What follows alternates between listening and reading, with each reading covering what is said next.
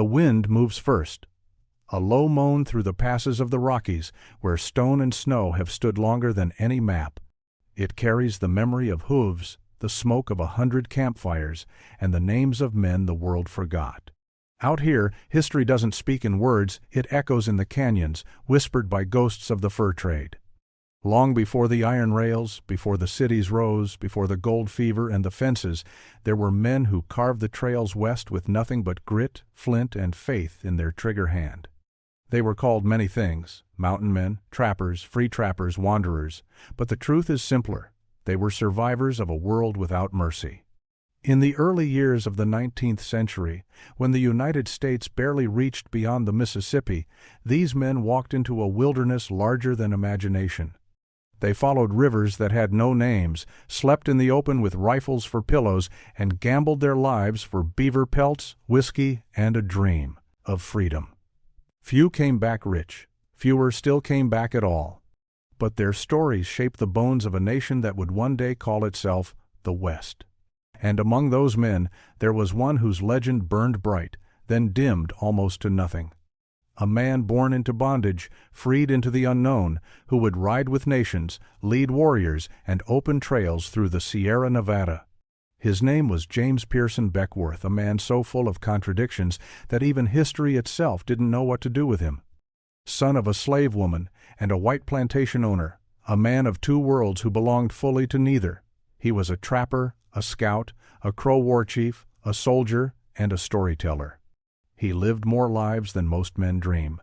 Yet, when the frontier became history, Beckwourth's name was left to fade in the margins, scrubbed from the stories of the white heroes he once rode beside. The mountains don't care for race or birthright. They judge a man only by his endurance, his skill, and his luck. And Beckwourth had all three. He was born in Virginia around 1798, when the frontier was still a rumor. As a boy, he was taken west to Missouri, where the smell of the river and the cries of the voyageurs filled the air. The Missouri was the great artery of the fur trade, every bend promising fortune or death. To a young man of restless spirit, the call of the unknown was irresistible.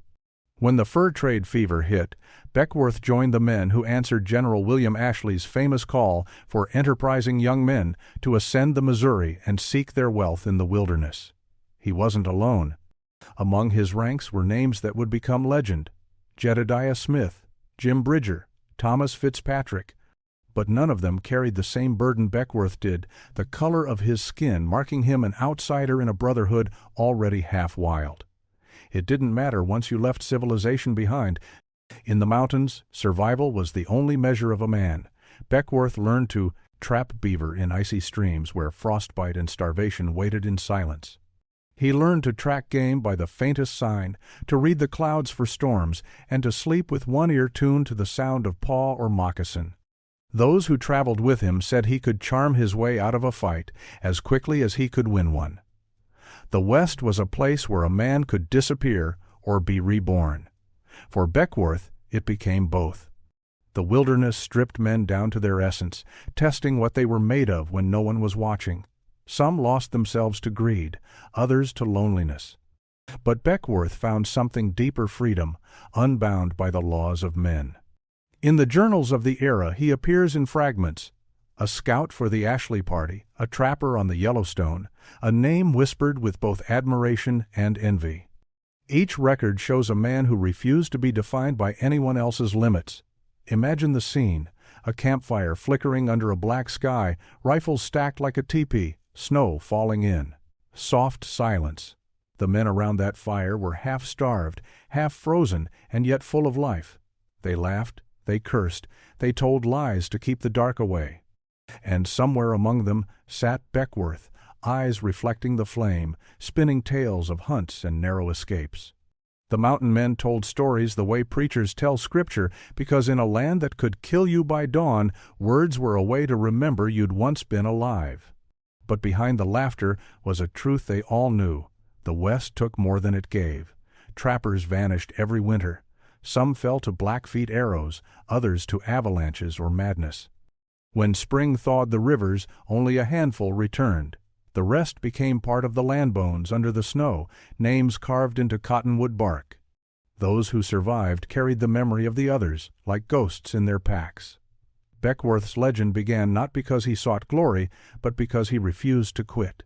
The mountains respected that kind of stubbornness.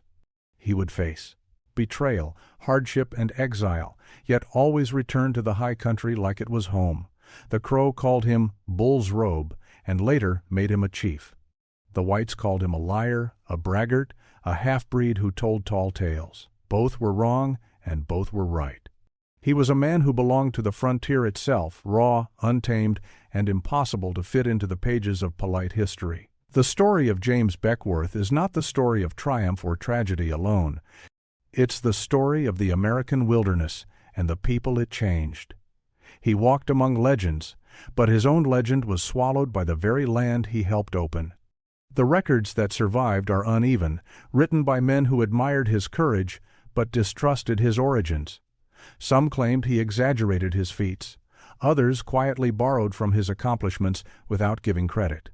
What's left today are fragments, journal entries, newspaper scraps, and the traces of trails that still bear his name.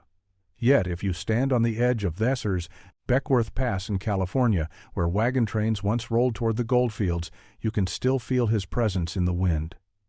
That same cold mountain wind that once bit his face now whispers through the pines. It tells a story of a man who refused to vanish, even when the world tried to erase him. History remembers the conquerors, the generals, the governors, the men who signed their names to deeds and treaties. But the frontier was not built by them. It was built by the ones who carried the weight of survival, who cut trails through the unknown, who traded blood and sweat for the promise of tomorrow. James Beckworth was one of those men, and though the ink of history may have tried to fade his name, the mountains never forgot. In the silence between wind and thunder, in the rustle of grass over forgotten graves, his story waits to be told again. Before the rifles and the rendezvous, before the stories and the scars, there was Virginia, rolling hills, red clay soil, and the shadow of a plantation house where a boy was born into two worlds that could never meet. His name was James Pearson Beckworth, though he would carry it differently than most men carry theirs. He was born around 1798, the son of Sir Jennings Beckwith, a white landowner, and an enslaved woman whose name, like so many others, was never written down. He began life both privileged and condemned, his blood split between freedom and bondage. From the beginning, Beckworth's existence was a contradiction. His father acknowledged him not publicly, but enough to give him education, a trade, and eventually his freedom papers. Few mixed-race children in that time could claim such fortune. Yet no matter what his father granted him, the world outside the plantation gate would always remind him what it saw first: his skin. When the family moved westward to Missouri, James was still a boy. The West in those days was not yet the land of cowboy legends and gold. It was mud, mosquitoes, and endless forest. The frontier was where men tested themselves against nature and each other. Missouri was the edge of America's breath, the last outpost before wilderness swallowed you whole.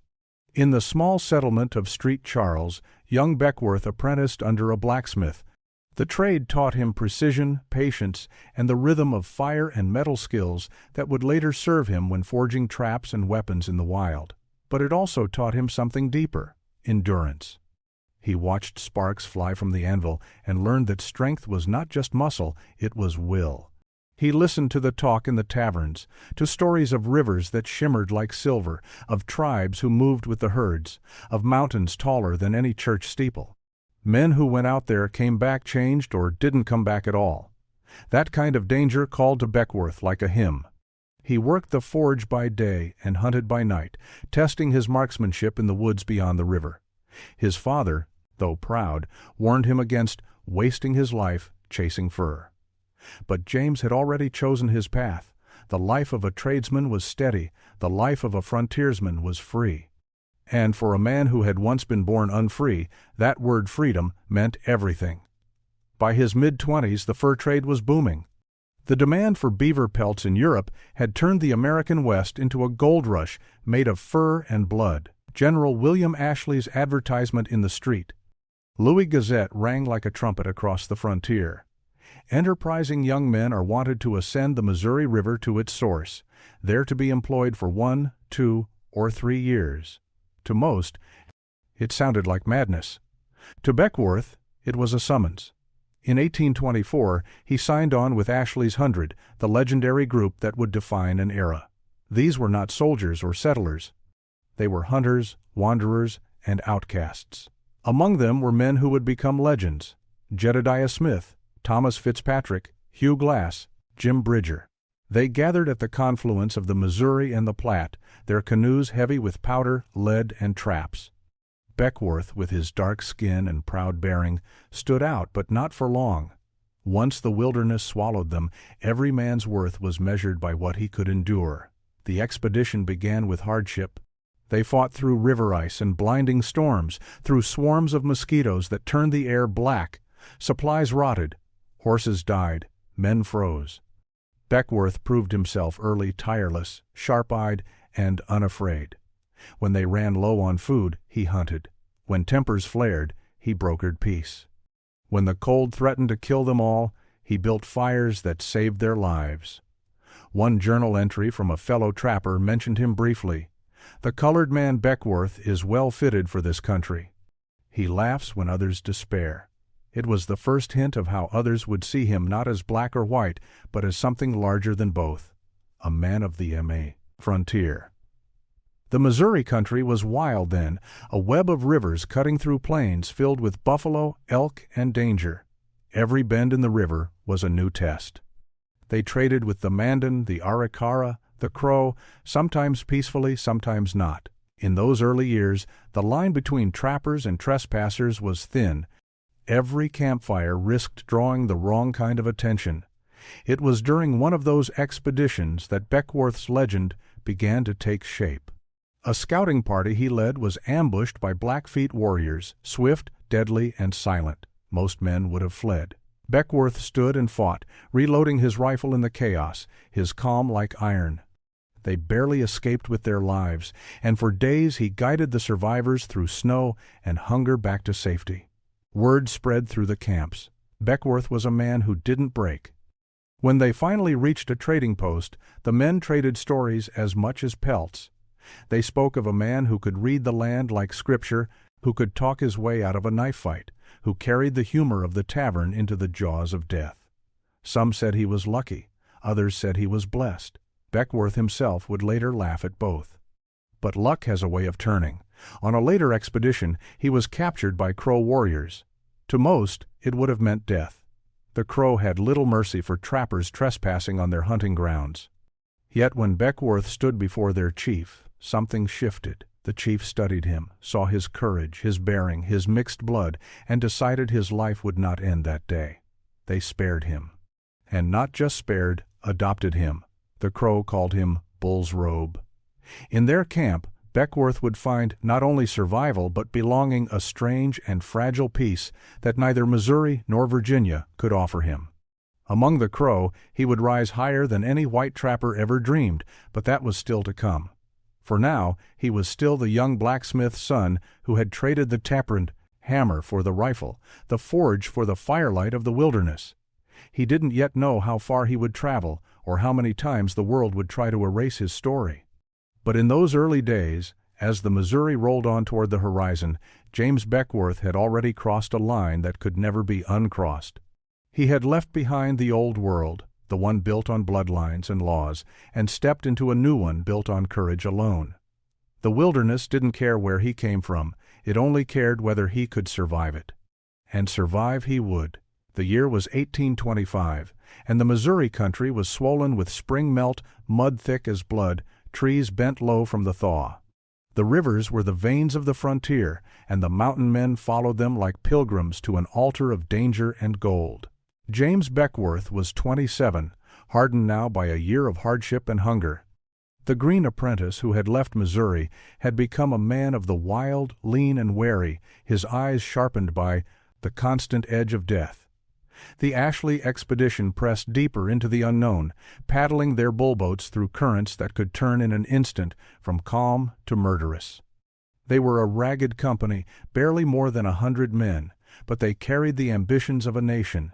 What they sought were beaver, soft, silent currency, for an empire still being imagined.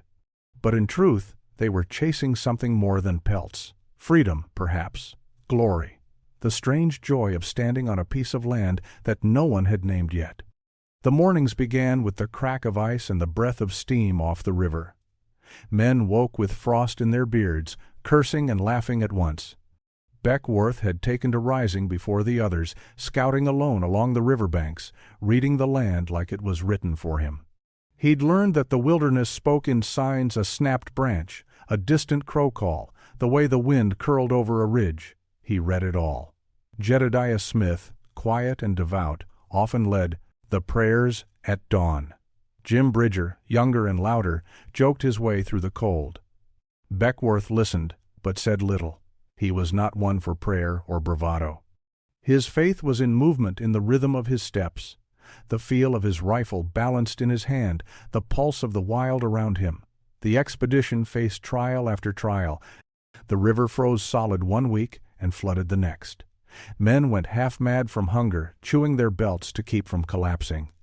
One night, a grizzly tore through camp, scattering traps and men like twigs. Beckworth was the first to fire, his musket flashing in the dark, the report echoing like thunder. The beast fell only after 4 shots, but the camp never forgot the sight of him standing there, calm as a preacher, smoke rising from his barrel. Those months were a baptism by wilderness. Every man who survived came out remade. Their faces grew leaner, their eyes harder. They became creatures of the mountains, part human, part myth. And none more so than Beckworth. In the spring of 1828, fate turned again. Beckworth joined a small band of trappers sent deep into the Yellowstone country, where the rivers ran cold and fast, and the Blackfeet ruled the high plains. The Blackfeet were fierce defenders of their territory, and trappers had learned to fear their silent ambushes. Still, profit lured men into danger, and Beckworth went willingly, his rifle clean and his courage steady. They set traps along a tributary near the Bighorn Mountains, moving by night to avoid detection. For a week, all went well. Then came the sign, a wisp of smoke on the horizon, too thin to be a trapper's fire. By the next morning, the woods were watching them. The men could feel it, eyes behind every tree. At dawn, the attack came. Arrows hissed through the air like hornets. Muskets boomed. The Blackfeet descended in a blur of motion, their war cries cutting through the fog. The trappers fired and reloaded, fighting to hold the line. Beckworth stood, his ground, his voice rising above the chaos. "Hold! Aim true!" They did, but it wasn't enough. One by one, men fell. The survivors broke for the river, diving into the icy current as arrows rained down. Beckworth was struck across the shoulder, the pain sharp as fire.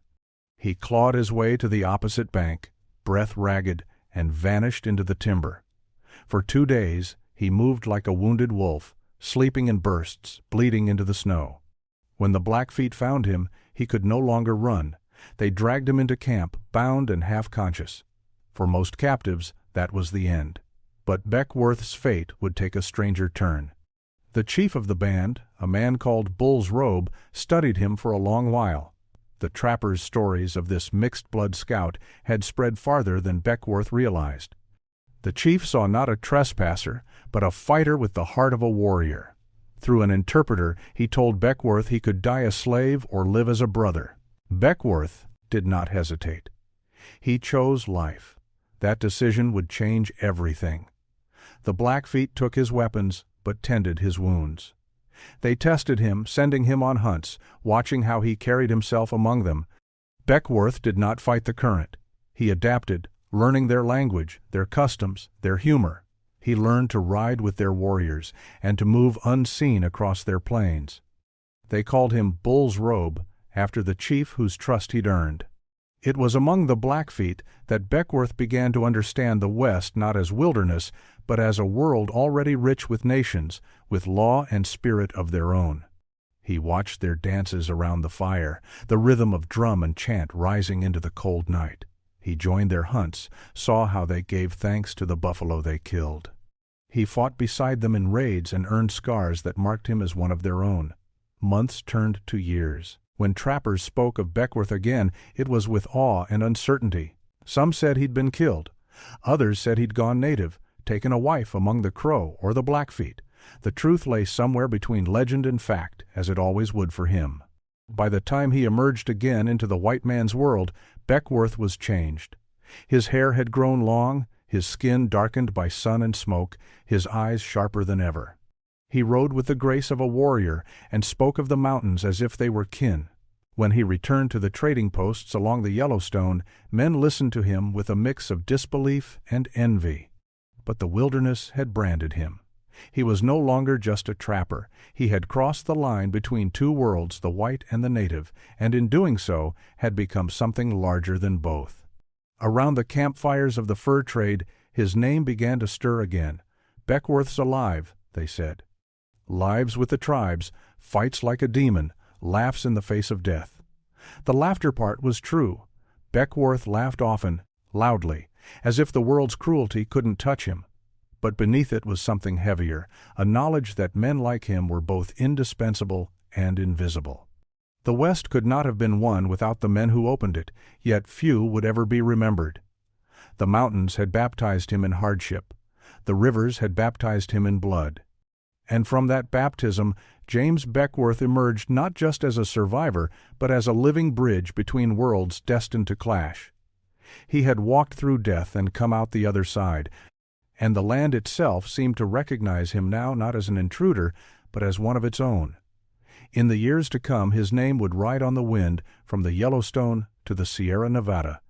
But here, in the raw heart of the 1,820 seconds, the man who would one day be called the forgotten gunslinger of the West was still just beginning to write his legend in the only ink the frontier knew: sweat, powder, and blood. By the time the snow melted and the rivers began to run clear again, James Beckworth was no longer a prisoner. He was one of them. The transformation hadn't come overnight. It had come slowly, like the thaw of spring creeping through the pines. The first few weeks after his capture were a test of endurance and pride. The Blackfeet were a proud nation, sharp-eyed and suspicious, with every reason to hate the trappers who trespassed and trapped on their lands. Beckworth knew that one wrong word, one careless glance, could have meant his death. But he also knew how to listen. He learned their words, their jokes, their silences. He learned that to survive here, he would have to stop being an outsider and become something else entirely. He began to prove himself through action. When the hunters returned empty-handed, Beckworth went out alone and brought back a deer. When wolves harried the horses at night, he stayed awake by the fire, musket in hand, until dawn. And when the time came for war, he rode with them, not as a captive, forced into battle, but as a man who had chosen to stand shoulder to shoulder with those who had once been his enemies. The first raid came at sunrise on the high plains. The Blackfeet had caught word that a Crow war party had crossed into their hunting grounds, driving off buffalo and stealing horses. It was a matter of pride, and no Blackfoot chief could ignore it. Beckworth rode out with 20 warriors, their faces painted red and black, their lances tipped with sunlight. He rode bareback now, his rifle slung across his back, his heart pounding in rhythm with the drumming of hooves. The two war parties met on the open prairie, a storm of shouts and dust and fury. The Crow were fierce, fast riders, but Beckworth fought with the calm precision of a hunter. He fired once, twice, and each shot found its mark. When his rifle was spent, he drew his knife and fought in close quarters, the air thick with sweat and gunpowder. When it was over, the Blackfeet counted him as one of their own. After that day, they called him Bull's Robe, a name of honor. Bull's Robe was the chief who had spared his life, but now the name belonged to the man who had earned his place among them. The tribe treated him as a warrior and a brother. He shared their hunts, their feasts, their laughter. He took a wife from among them, a young woman named Pine Leaf, whose spirit matched his own. She was a skilled horsewoman and archer, known for her courage. In time, they would fight side by side. Life among the Blackfeet changed Beckworth in ways no trading post or frontier town ever could.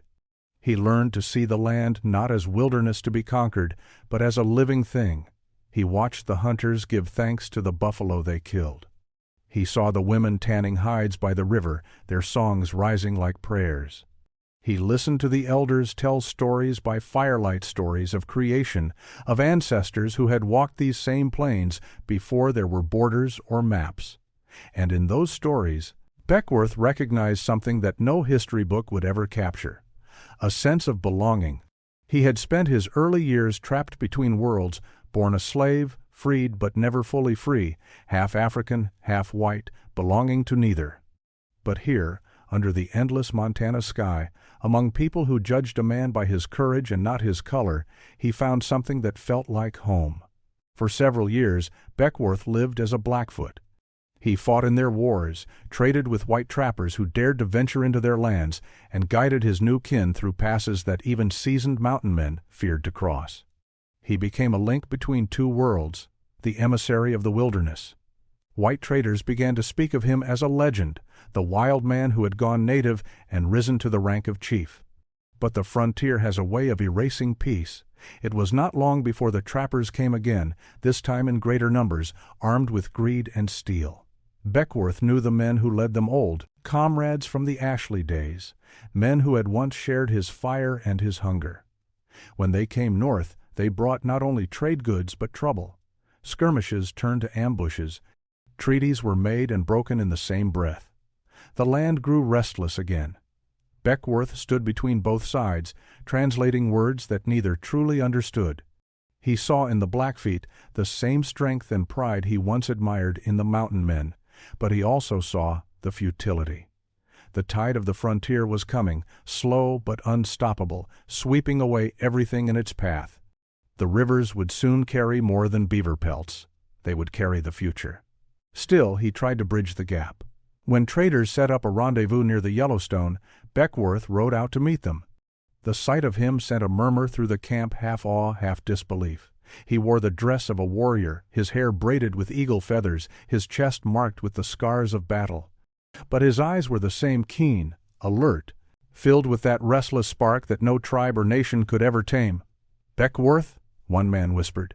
"Hell, I thought you were dead." He smiled at that. "Not yet," he said, and dismounted. "But I've been close enough to taste it." They offered him whiskey, which he declined, and news, which he accepted. He listened to their tales of changing fortunes, of forts rising along the Missouri, of new trails being blazed westward. The frontier he had known was dying, being replaced by maps and treaties and men with pens. The wildness that had defined his youth was being fenced off, piece by piece.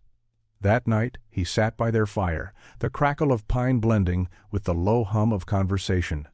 The stars overhead were cold and clear. He thought of the Blackfeet camp far to the north, of Pine Leaf waiting for him, of the life he had built from ashes and instinct. And he knew that he could never fully return, not to them, nor to the white world that had forgotten his name. He was something in between, and in that in-betweenness lay his freedom and his curse. When he returned to the tribe weeks later, he brought warnings. He told them of the forts, of the caravans of traders and settlers coming through the passes. Some laughed, others listened in silence. The elders nodded gravely. They had seen it coming in dreams and omens, the smoke of 1,000 fires rising from the east. Still, life went on. The hunts continued, the feasts, the songs, the dances. Beckworth rode out with the hunters, his rifle across his saddle, the wind in his hair. He had lived to see both beauty and destruction in this land. He had fought for survival, for belonging, for something like meaning in a world that rarely gave it. One winter night, as he sat with the elders, an old man spoke. "You walk two paths, Bull's Robe. One of the white man, one of ours. Both will claim you, neither will keep you." Beckworth nodded. He understood. The West had given him everything, freedom, purpose, legend, and yet it would never call him its own. But still, he smiled, because he knew something that neither history nor empire could erase. The mountains remember their own. The rivers remember the men who crossed them, and though his name might fade from books, the land would keep his story alive. For in the heart of the Rockies, beneath the endless sky, James Beckworth had done what few men ever did. He had not only survived the frontier, he had become it. By the time the 1,830 seconds dawned across the northern plains, James Beckworth's legend had already outpaced the man himself. In the journals of traders and the whispered tales of trappers, his name carried a strange kind of weight, a mix of awe and disbelief. Some said he had been killed by the Blackfeet years before. Others swore he ruled over them, a war chief with skin the color of storm clouds and eyes like burning coal. The truth, as always, lived somewhere in between. Among the Blackfeet, Beckworth had risen beyond even their wildest expectations. He had proven his courage a dozen times over, in battle and in hunt, and his name Bull's Robe had become synonymous with cunning and strength. His word was trusted, his rifle feared, and his presence demanded respect. In every council, when the elders spoke of war or peace, they looked to him for guidance. He had become a chief, not by blood, but by deed, yet the title sat heavy on his shoulders. Leadership was not the same as freedom. Every decision meant choosing which part of himself to betray. When the Blackfeet sought revenge for the killing of one of their hunters by a white trapper, Beckworth found himself caught between two fires. He knew the white man's law would call it murder, but he also knew the Blackfeet could not allow insult to go unanswered. To show weakness meant to invite destruction. To show vengeance meant to ignite war. In the smoky hush of the council lodge, the chiefs waited for his answer. He rose slowly, his frame outlined by the flickering fire. "You ask whether we should strike," he said in their tongue, his voice steady. "You know the whites will come in numbers we cannot count. You know they will not rest until every lodge is ash." A murmur rippled through the circle. "But I have walked both worlds," he continued, "and I tell you this, if we fight as warriors, not as shadows, they will learn fear. They will remember that this land does not belong to them." Not yet. The decision was made by sunrise. The war party rode out that very day, Beckworth at its head. They attacked a small trading outpost along the Marias River, driving the trappers into the hills and taking their horses and pelts. It was a brief, bloody message, a reminder that the frontier was not yet tamed. But every victory came with a price. Retaliation followed, swift and merciless. Forts along the Missouri sent out militias, and rival tribes long jealous of Blackfoot, power took the opportunity to strike. The delicate balance of the plains began to crack, and in the chaos, Beckworth began to see the future unraveling before him. He was no stranger to violence, but what he saw now was different. The West he had once known, a boundless expanse where a man could live and die by his own rules, was changing. Steamships crept up the Missouri. Surveyors marked the land with maps and stakes. The wild rivers were being charted, the old trade routes turned into trails for wagons. Civilization was coming, and it would not stop for anyone, not even him. One evening, as the sun sank behind the peaks, Beckworth rode alone to a ridge above the valley. Below, the Blackfeet camp lay spread out like a constellation, fires glowing, children's laughter rising into the cool air. For a long time he simply watched, silent. Pine Leaf found him there. "You carry the mountain in your eyes," she said softly. He smiled faintly. "Maybe the mountain's tired of being carried." She sat beside him, the wind tugging at her braids. "You think of leaving?" He didn't answer. He didn't need to. He had spent nearly a decade among her people, years of peace and war, of love and loss, and yet he could feel the pull of the old world again. The traders would speak his name at the rendezvous, ask questions, tell stories. Part of him wanted to go, to see if any of it still remembered him.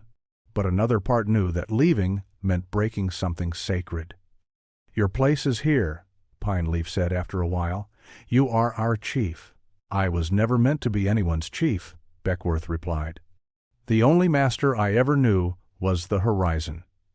She looked at him with sadness, understanding him better than he understood himself. "Then when you go," she said, "go with the blessings of the people. But remember, you walk with two spirits now. Don't lose either one." That spring, he left the camp quietly, with only his horse and Upgafter rifle. No farewell feast, no ceremony. Just a silent departure at dawn, the prairie stretching endless and golden before him. He rode south toward the familiar smell of tobacco smoke and whiskey, toward the world of trappers and traders, the world of men who built legends as easily as they broke them. When he arrived at Fort Union, near the confluence of the Yellowstone and Missouri rivers, he was a stranger in his own country. Men turned to stare at him, the fringed buckskins, the Blackfoot ornaments, the scars. A trader approached, cautious, as if unsure whether to shake his hand or raise a gun. "Name's Beckworth," he said, his voice low but clear. The trader blinked. "James Beckworth? Well, I'll be damned, you are alive." Within days, the fort buzzed with talk of his return. They wanted to hear everything, how he'd survived, what the Blackfeet were like, whether the stories of him becoming a war chief were true. He gave them enough to satisfy their curiosity, but never the whole truth. Some things belonged to the land alone. Soon enough, his reputation found new purpose. The American Fur Company offered him work again, trading, scouting, brokering peace. They needed someone who could speak both languages, who could walk among the tribes without getting scalped. Beckworth accepted. Not for money, not even for adventure, but because it was what he did best, live between worlds. For several years he traveled the frontier as a scout and intermediary.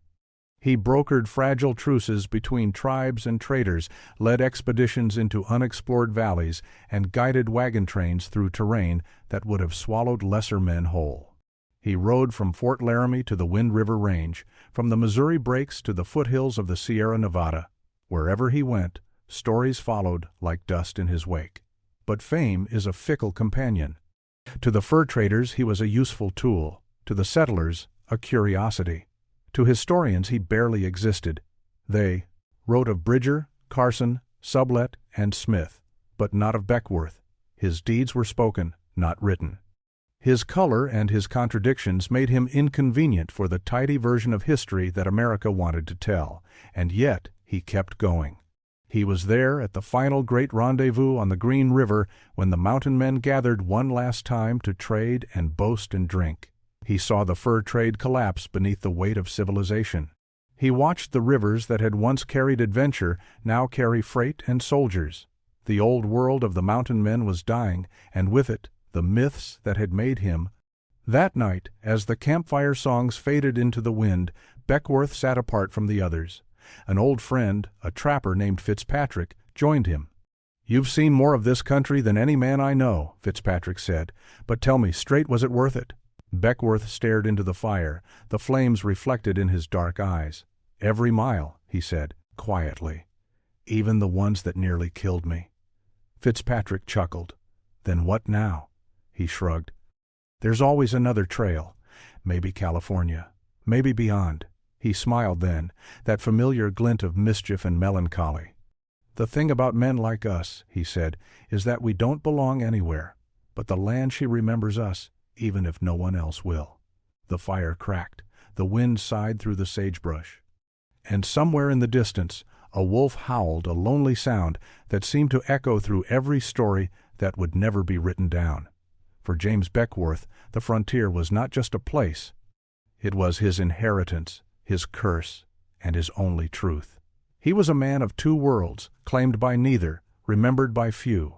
But the mountains knew his name, the rivers whispered it still. And as the dawn broke across the high plains, painting the world in the colors of smoke and gold, the chief of two worlds rode once more toward the edge of the map, where history ends and legend begins. By the 1,840 seconds, James Beckworth had become something of a ghost himself. Not dead, though rumors said otherwise, but drifting, moving westward with the same quiet inevitability as the tide of settlers that followed. The fur trade was dying.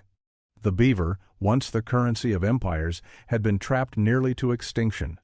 The rendezvous were gone, replaced by forts, towns, and wagon trains that carved their scars across the land.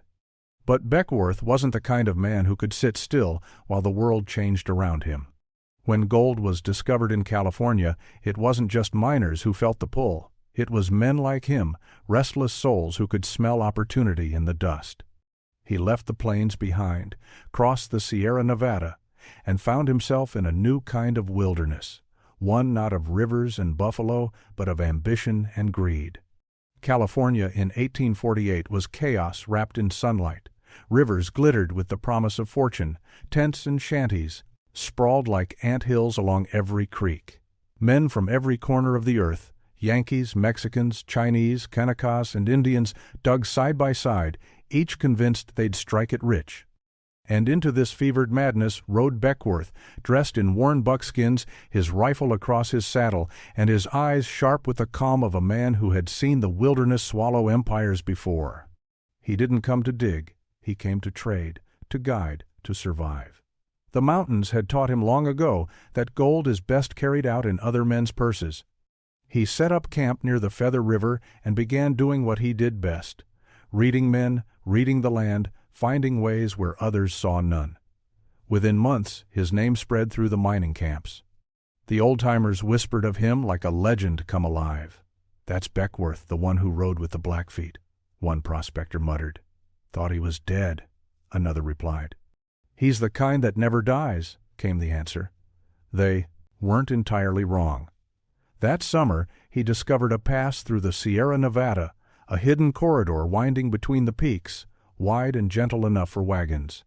The route led from the Truckee Meadows to the Sacramento Valley, cutting days off the grueling western journey. Beckworth had found it while hunting, following the tracks of elk into the high country. When he stood on the ridge and saw the valley spread out below, green and golden in the evening light, he knew what he'd stumbled upon.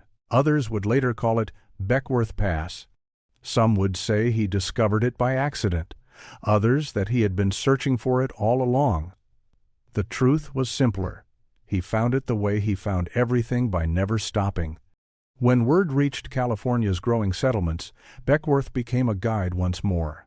He led wagon trains over his pass, bringing families, farmers, and dreamers into the fertile valleys beyond.